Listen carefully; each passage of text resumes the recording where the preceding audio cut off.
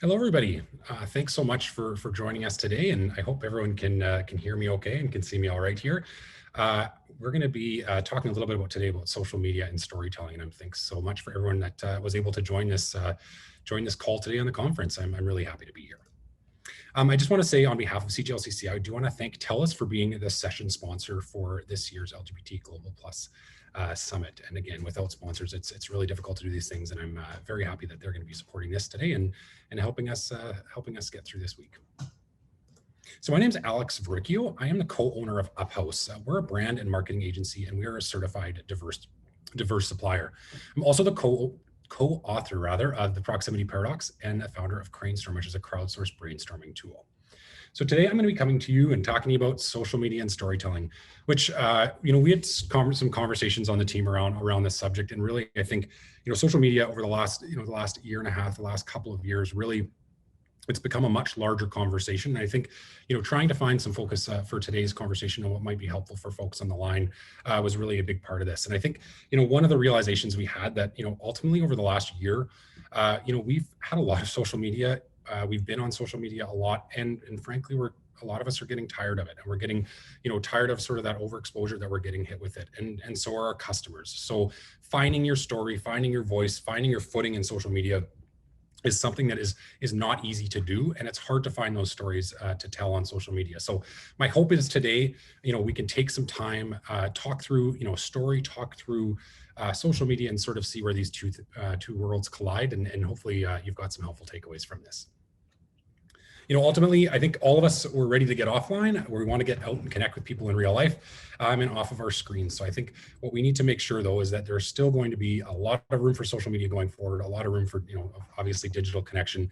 But remembering that, ultimately what we're going to connect over and how we're going to connect going forward is going to be around authentic and brave stories. These are going to be the ones that continue to stand out, the ones that continue to resonate and have impact regardless of what channel they're on. So one thing I want to make sure that we sort of decipher, and I think this is part of what makes a conversation around social media so difficult, is that ultimately, there is a difference between social media stories and stories told on social media. Social media stories are stories that we create for social media, and they don't come across as authentic as they should, and as authentic as they are ultimately. And then the other kind, of course, is stories that we can own authentically, that are truly about us, that we truly care about, that we can actually go ahead and tell on social media. So I think it's important for today just that we decipher these two pieces. We're going to talk about storytelling and we're going to talk about social media, but I do want to talk to those things separately because ultimately they are two separate entities and we want to make sure we bring them together in the right way. So first, we're going to chat a little bit about storytelling, creating connection points, story structure, and different types of stories that you can tell. And then we're going to chat a little bit about social media. So the purpose of social media storytelling, finding those stories within your organization, within yourselves, developing that calendar, developing those themes and ideas. And then if we've got some time at the end, we can share some tips and tricks, and hopefully we can have a bit of a virtual discussion or answer some questions that you might have. So we'll just jump right in. So storytelling, I think, is ultimately what we're, I'm hoping that, most folks are here to chat about today. And ultimately what we talk about in story is, really it's the things that are happening within our offices, within our organizations, on our calls, anything like that, any of these customer stories that we have, these real connection points that we have. So when we talk about creating stories, one of the most important things we find is ultimately looking for connection points. So firstly, what we want to talk through here is this idea of creating story connection points. So as a brand, there's different ways that we can connect.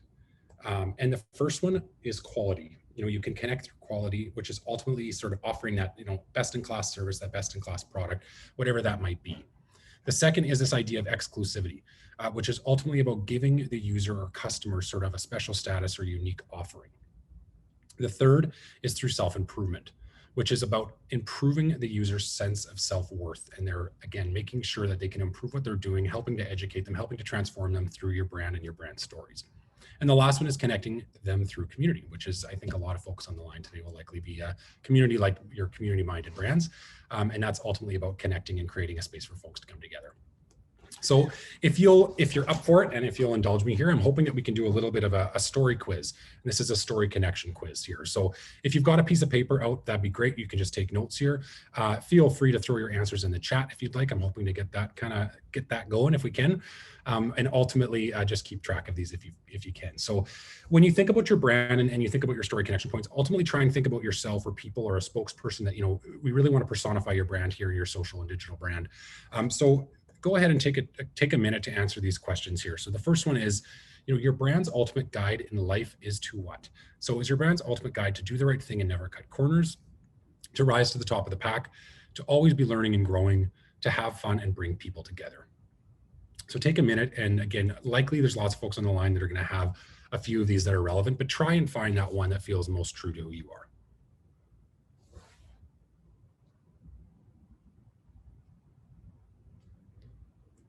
So the next question that I think it would be worthwhile taking a look at is, when interacting with customers, your brand will A, do the best possible job to earn their trust, make them feel special and important, help them feel confident in themselves, and welcome them into their brand's family. So which of these feels the most true for you? And if anybody's willing to share their answers in the chat, I'd love to see some of those come through.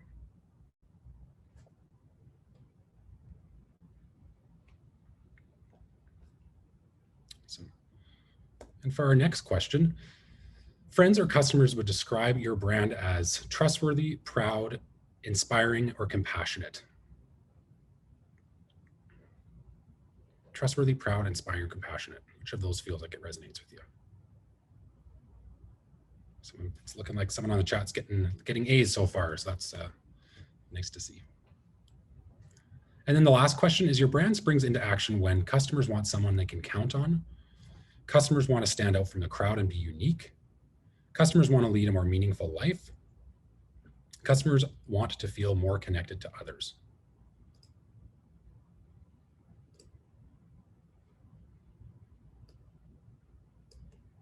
So take a sec there, and if you've got all those down, so Up House, we like to sometimes think in fun ways or different ways when we're working here. But so one of the things we like to think about when we're personifying brands is animals, because I think that's something a lot of folks can resonate with.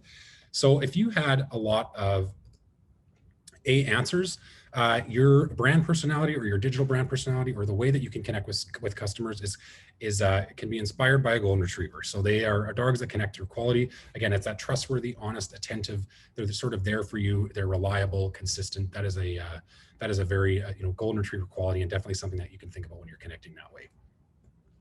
If you had mostly B answers, you'd be likely more like a German Shepherd. So you connect again through this sort of idea of being proud, bold, provocative, potentially a little bit more serious with your brand, but again, something that is offering sort of an alternate to the everyday.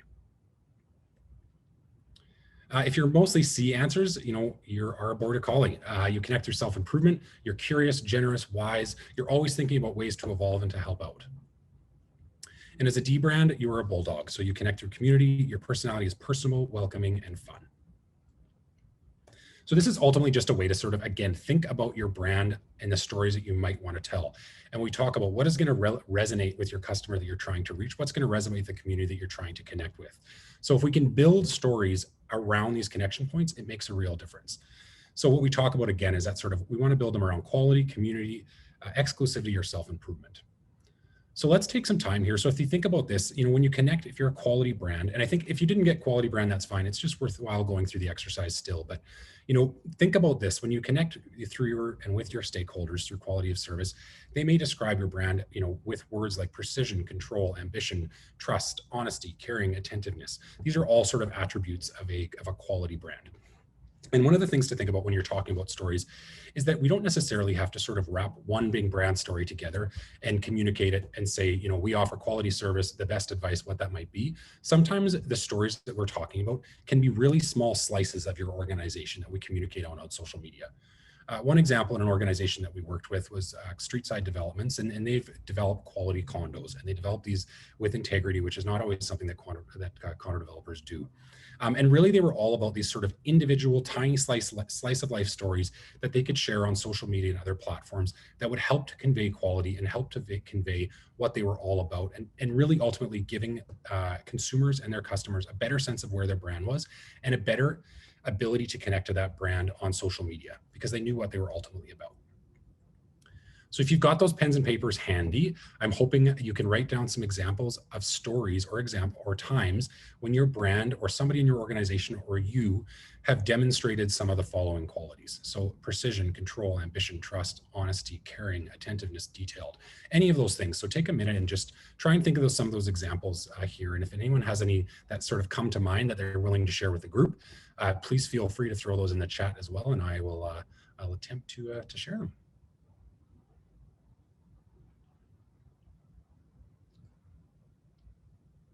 Awesome, and I should make it known as well that we will share a recording of this as well too after. So if you want to go back and sort of think through some of these answers as we go, you can do that.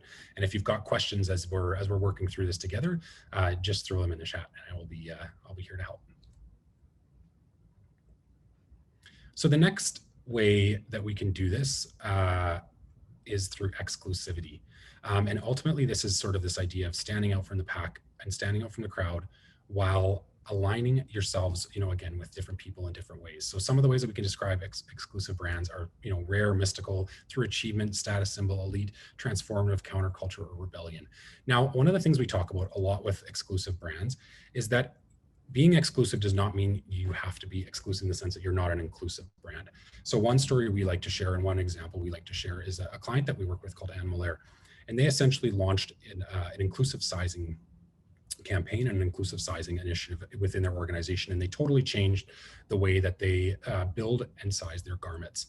So ultimately they had a story around transformation that they wanted to tell via social, which was all around this idea of acceptance, that really ultimately inclusivity in fashion should not be exclusive, and it is right now, and that's something that they want to evolve and change. So I'll share just a short example of what that looks like and sort of give you a sense as to how that comes together. My friends and I would all go shopping together, and there was two of us that just kind of sat waiting. It's not a good feeling knowing that there's nothing for you. Just because you're a larger size doesn't mean that you should be an afterthought in somebody's retail outlet. The fashion world just needs to be realistic in who we are all as women. We're all different.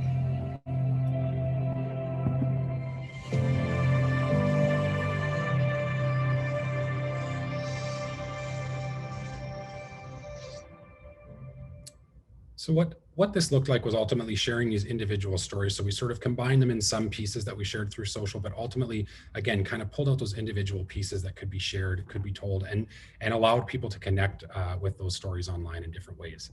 So I've got a good question here that I wouldn't mind just kind of addressing right now. This idea that, when we talk about when have we as individuals exhibited one of the traits or qualities that are listed in the slide, or whether it's sort of the brand, and that these two aren't the same thing.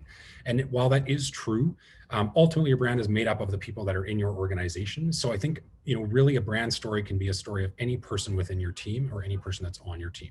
So when we try and think about stories, again, think about those grand stories, those grand gestures that your organization may make, but also think about those little day-to-day things, those little interactions that, maybe used to happen at the water cooler, where somebody would tell a customer story about, a success story, and someone would connect on that. And those things can be really helpful and brand building tools that you can use when you're promoting yourselves online. So if you've got a chance, maybe write down some of these pieces here and try and think of stories and examples of when your brand has been really demonstrated any of the qualities that are listed here on screen.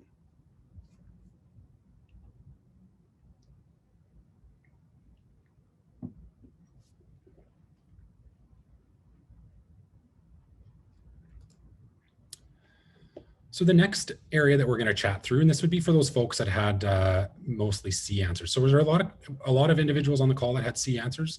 I would expect to see a number of C's and a number of D answers as well here too that'll be relevant.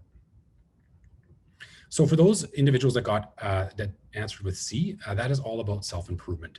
So ultimately, your customers or stakeholders can become better human beings with your help. So your organization, your brand, your story, your product can be described with words like philanthropic, generous, adventurous, discovery, liberating, educational, or wise.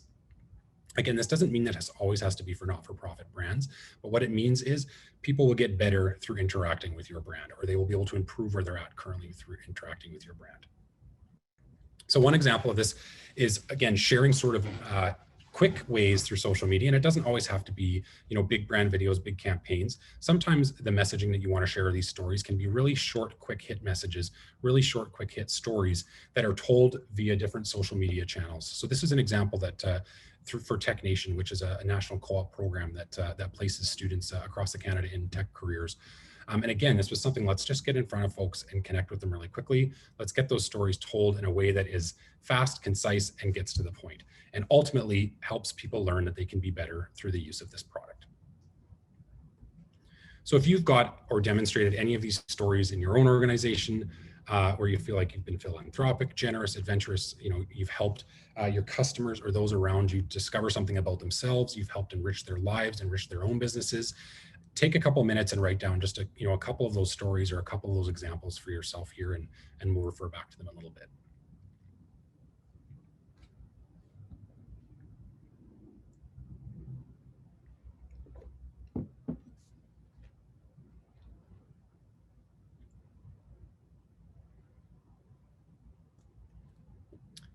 Awesome. So the last way that we connect and that our stories can connect through customers is through community. So ultimately what this looks like is stakeholders can find that sense of belonging through you. They feel like they can connect, and that all of a sudden when they're engaging with your brand, they're actually engaging with a larger community around you. So the way that we can connect with this, and the way that you'd be described with this, is through, with terms like relatable, an everyday person, personal, welcoming, family-oriented, passionate, selfless, funny. These are all things that are associated with, with community brands, community stories. So if you've got an opportunity here, again, write some of these down, maybe make note of this, and try and think of those times that you've connected with, community, or that you've opened yourself up. And often what we'll see with community brands is that they will go more out of their way to help ultimately answer questions or engage more with their community or ask questions or push that. So one campaign that was developed to sort of support this was this idea of sex ed for everyone, which was ultimately around an organization here in Manitoba, the Sexuality Education Resource Center. And they wanted to help encourage folks to ask questions about sex. And this was beyond sort of the teenage years and beyond those times, but it was ultimately around creating a community of openness and inclusiveness around this, so that everybody felt like they could connect, everyone felt they could do this. So they did essentially and launched a sort of a virtual question box where on social media, folks would submit their questions, they would get answered, all questions, all types. And again, this was a way to sort of build on this story, build on these individual inquiries that folks had, and help to share that and really create this sense of community and greater purpose, that they could then share that out to the world.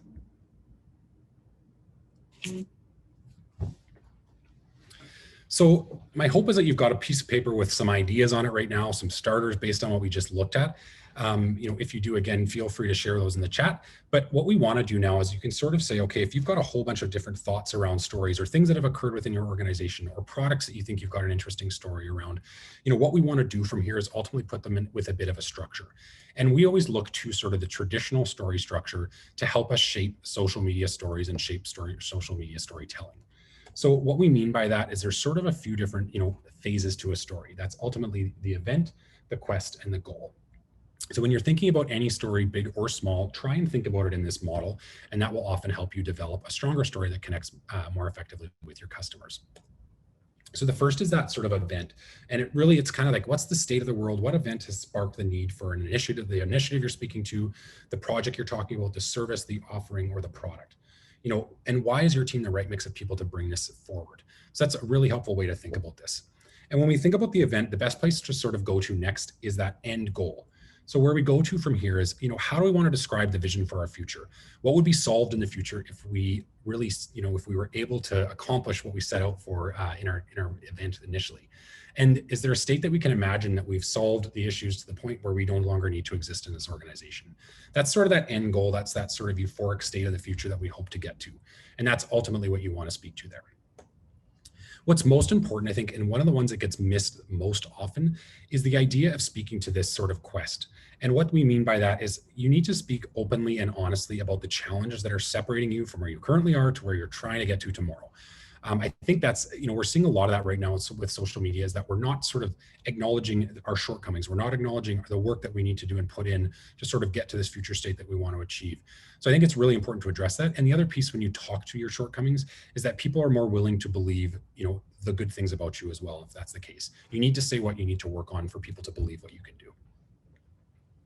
So one campaign I want to share here is just a social media campaign around this idea of storytelling. And ultimately, it really speaks to this idea of event, quest, and goal.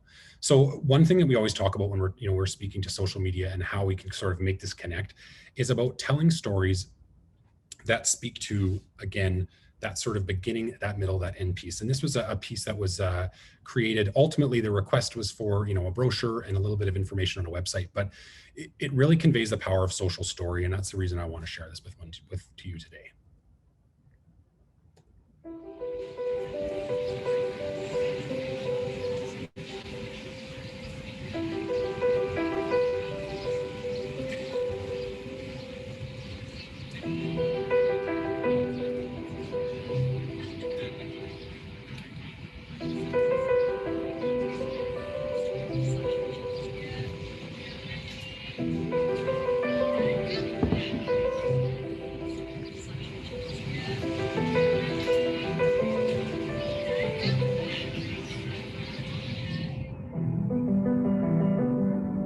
My name is Tyson Sylvester. I am 22. I put myself in a jail cell to show that the disability system and the way that it's working right now is the jail cell. It blocks you from going in or out.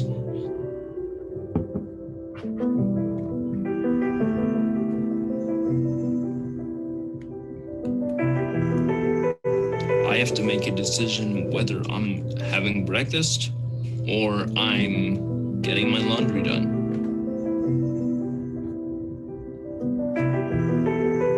If you need 24-hour care, for example, and you're a person that falls out of bed, well, there'd be no one to help you. In my previous house where I actually did fall out of bed, I was literally stuck on the floor until the morning.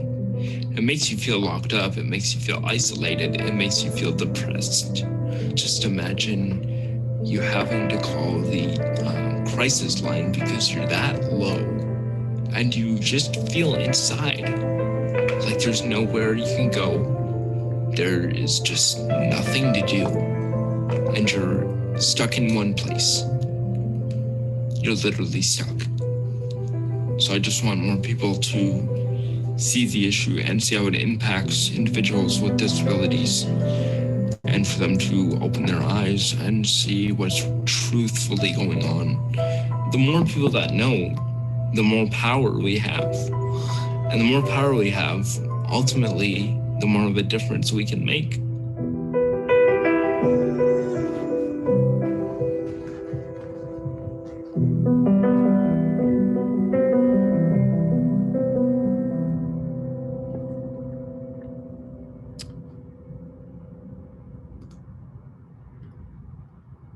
So I think the reason I want to share that campaign today, and that was a campaign we were able to work with the Cerebral Palsy Association of Manitoba on, was that ultimately, when we're thinking about our brands and storytelling, it's important for us to think about stories that are going to resonate and stories that are going to have impact. We often live in our own worlds as businesses and organizations where we sort of think that everybody else has the context of what's going on around us and sort of has that understanding. But what's really important sometimes is we need to spell things out for folks in a way that that's going to connect with them quickly, and that's going to resonate, and they're going to have an impact on. So I think if you can find those stories within your organizations, again, to tell and to share, you're going to be better for it. And again, there's speaking to it. And if you're speaking to it from an authentic place, people will listen to that story. So ultimately, I'm hoping here you've got some story ideas started here, and you've got a little bit of a better sense as to how we can sort of tell a story using that arc, that event, quest, goal, and arc. And then now we can look a little bit about how we can bring those, to life through social media. So why social? So, ultimately, there's been a lot of conversation around the value of social media, the purpose around social media, all of those types of things. But ultimately, social media continues to be one of the best places to tell your story. I mean, especially in the last year and a half, where we've really relied on it to communicate and to connect with folks when we can't have that in-person connection. Social platforms are usually up to date. They work for all types of web browsers, and they work just about everywhere in the world. They facilitate that two-way conversation, and they make it easier, for fans and folks to connect with you and to share your content with others. So those are sort of the general, when we talk about social media, some of the benefits. But when we're talking about social media for business, this is a conversation and a topic that, I think could honestly have its own webinar, in the sense that, what is the point of social media for business? What is the goal of it? And what is the role of business when it comes to social media? So if anyone has any ideas or things like that that they want to throw in the chat, or if they've had conversations in their own workplaces about this, feel free to throw any of those ideas out there. But, ultimately, I'd love to put out to the group, just to think about, what is social media for when it comes to business? And if anyone's got a chance to share some of these answers, I'd be thrilled to see them.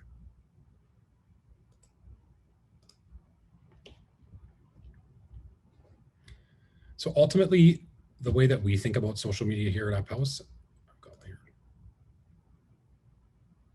yeah, and that's totally valid. So somebody had just said in chat that, they struggle with social media because it seems that it requires to be sort of that idea of personal engagement and always on your phone, and it really occupies a lot.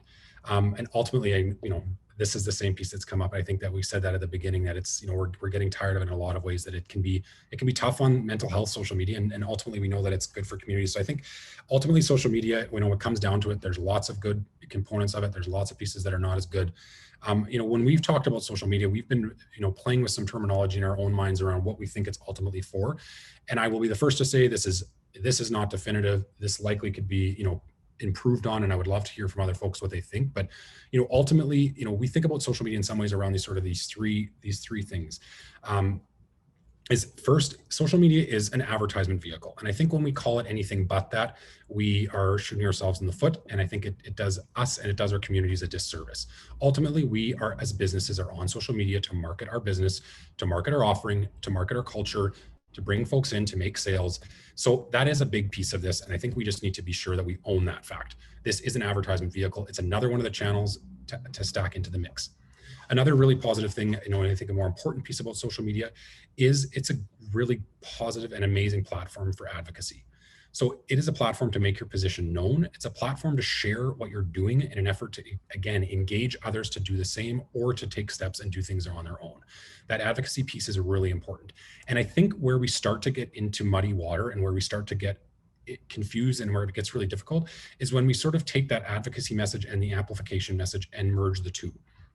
Because the other thing that social media is it is an owned channel that we keep ourselves as an organization. So just like you think about a newsletter that goes out, or a newspaper that goes out that has a circulation of, let's say, 50,000 people, our social media channels there are channels that have a certain number of people and followers. So the third way that you can really think about your social media is like a paid channel. Think about it that way, and think about that you can, it is space for you to donate to others and worthy causes and important messages to then share and sort of beef those up and communicate them in different ways. So I think that's one of the ways that we've really tried to think about it, is this idea of it's really a mix of advertising, of advocacy, and of amplification. So if you've got a minute, sort of just think in your own mind, what is that mix right now for you? And what do you want it to be going forward? And again, if you've got different sort of ways you want to break this down, feel free. But ultimately, this is sort of where we want to think about this is, what are the stories you're telling now? What do we want to be telling going forward? And really, where do they fit? So that as we don't blur the lines between all three of these pieces, because that's when we can start to get ourselves into trouble. And I think lastly on this piece here as well, and again, this is another one that could probably have its own webinar, but ultimately, we have these internal conversations that they've been having in many organizations, and the conversation should not start with what should we post. Our conversations need to start with what should we do, because ultimately when we talk about what we should post, what we're talking about then is us. We're talking about our perspective, what we are doing, and we then lose the point of what's actually happening outside of our organization, outside of our walls, that we need to maybe look at and sort of use to address what's happening inside. So again, that's something I would just make sure to think about when you're going through these pieces, and make sure that you address. So if we could take a minute here and just sort of, I'd be happy if some folks could throw some things into the chat again here, but ultimately, start to think about what are those stories that you want to tell, and what types of stories do you want to tell. So, there's the employee story, the story of quality, the story of exclusivity, the show off your work stories, the self-improvement stories, the product stories, the who you aren't stories. You can put a brand story out there that speaks to what you're not about, and again, you can always flip things around and sort of change the way you're doing things, because that's what keeps people engaged. And that's when you end up creating more original content. So think about that. And if you've got any ideas to throw in chat, that would be great. And I'll share those with the group, but think about the sort of stories that you think you'd like to tell for your organization.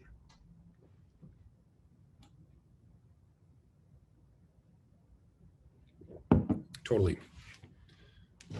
So I think that is a valid point here that somebody has addressed, that, that sometimes those advertising stories that you have or the posts that you have can feel sort of at odds with your advocacy stories. And I think, that is a fair piece. I think when we talk about it, it's sort of, if you're sitting around a table with your employees, what would be some of the things that you would talk about? And I think, ultimately you're going to be talking about both those things, because the reason we're coming together is business, but we are also a community of folks that are coming together that care about causes in our community that are impacted by things that are happening around us.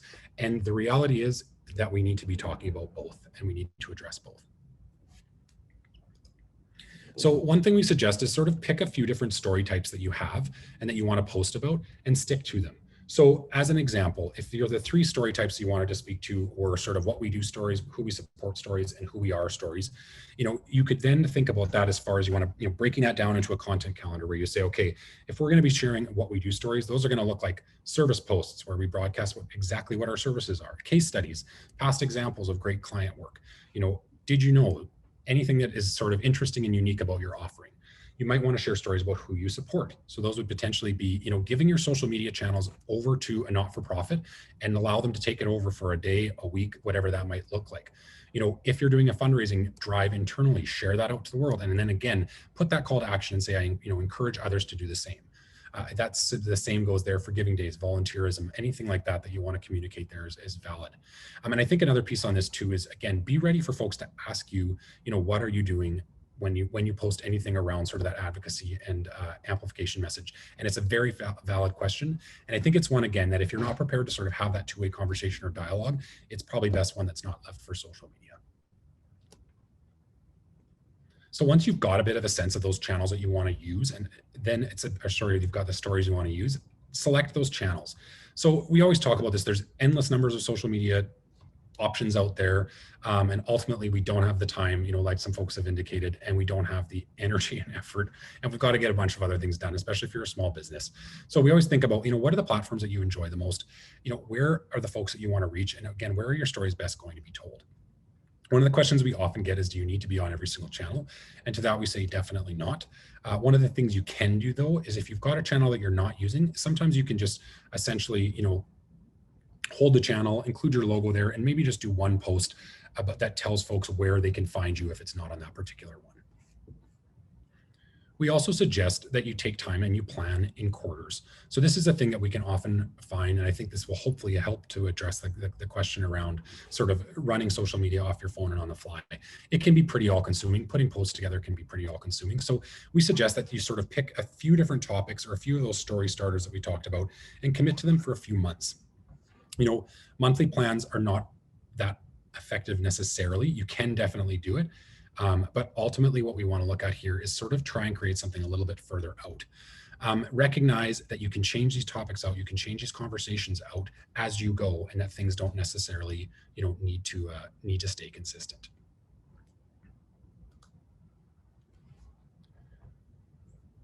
And I think another big one to remember, and we always talk about this as a creative organization, and I think we always want to push creativity and really ultimately adapting to what's happening around us and changing our stories and changing our narrative with what's around us, is there should always be room to improvise.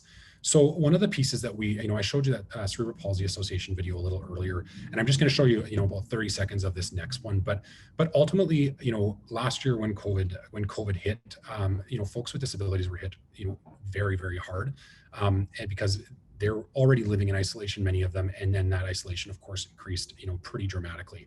And I think something that a lot of folks started to feel, 1 or 2 weeks into isolation was something that folks with disabilities who have been in and out of isolation, for a number of years have felt a long time. So this was, we had kind of this thought, let's try and put a video together quickly. And I think this is one thing too, we've got permission right now to not put things together with this sort of master polish that we used to do rather. I think there's a lot of room right now to just try things, put things out there, try and turn them around quickly so that it's relevant. So if you see something that's happening in the world that you have a story that's adjacent to, or that supports, or that speaks to, try and get it out there quickly to try and test that out and see how it works.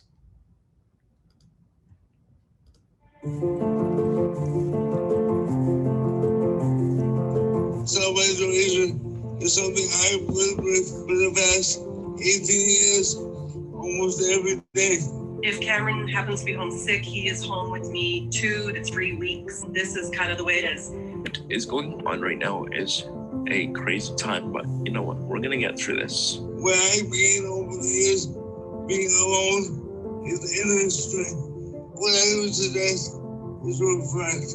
It gives us a chance to know ourselves a little bit better.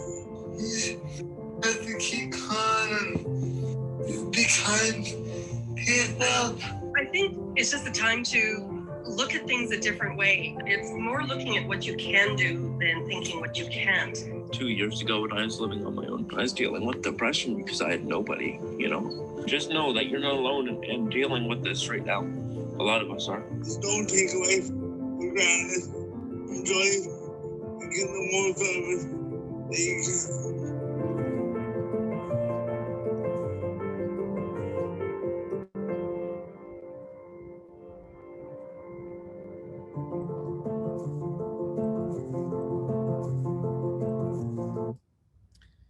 So I ended up sharing that whole video just because I think it's a beautiful message that they've shared in that video. But ultimately, what what we want to speak to here is again just about sort of trying out different formats. You can see that the quality in that video wasn't professionally shot.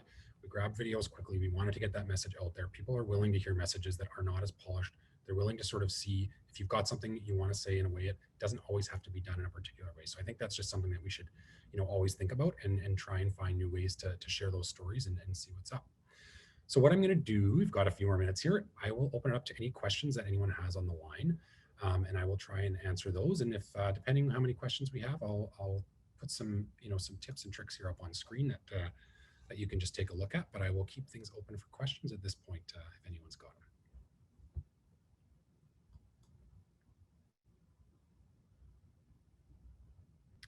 So one of the questions that came up here was just the idea of having to deal with more than one target audience. So, potential employees, potential clients and general community members. I think, all of those groups can definitely be addressed on the same channels. Sometimes what we'll find is that we'll use potentially a LinkedIn, we'll have a little bit of a mix where one might be skewed more toward potential employees. One might be skewed a little bit more to potential clients. But there's still that sort of culture crossover with the two channels that comes together.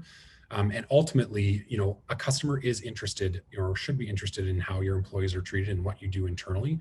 And same thing there from a customer or an employee side. They're interested in sort of what your relationships might look like with clients and how those things come together. So feel free to sort of, mix and match those. And ultimately, you're sort of speaking from the same voice. And we always say this when you're sort of speaking on social media or speaking really with your brand on any channel, you're sort of the same way that you'd have it's you having a conversation with anybody around you. You may speak differently to different folks that you know, maybe family members versus friends, maybe a colleague. So I think it's that sort of tone. It's always about tone there. So we think that sometimes when you're doing posts for employees, maybe the tone is a little more fun. Sometimes if it's a customer, then again, depending on your brand and what that looks like, it might be a little bit more serious. So just recognize that it's okay to have a mix in there, and that it's, again, ultimately, it's all of those things coming together. I hope that answers that question.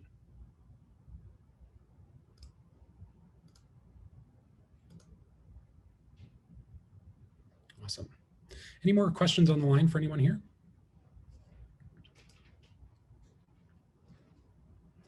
Okay, so I'll just throw up a couple more points here. So I think, again, I've just included some of these are little warrior tips and tricks here. And I know that it's always tricky with social media because folks on the line might be very, skilled in this, and some might be like, how do I set up a Facebook page? So it's always a nice wide range with these. So I just want to include these up here for the last couple seconds, and then we can kind of go from there.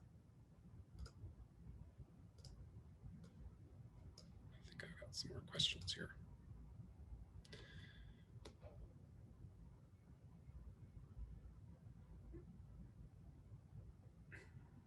Yeah, so one of the attendees on the call asked just,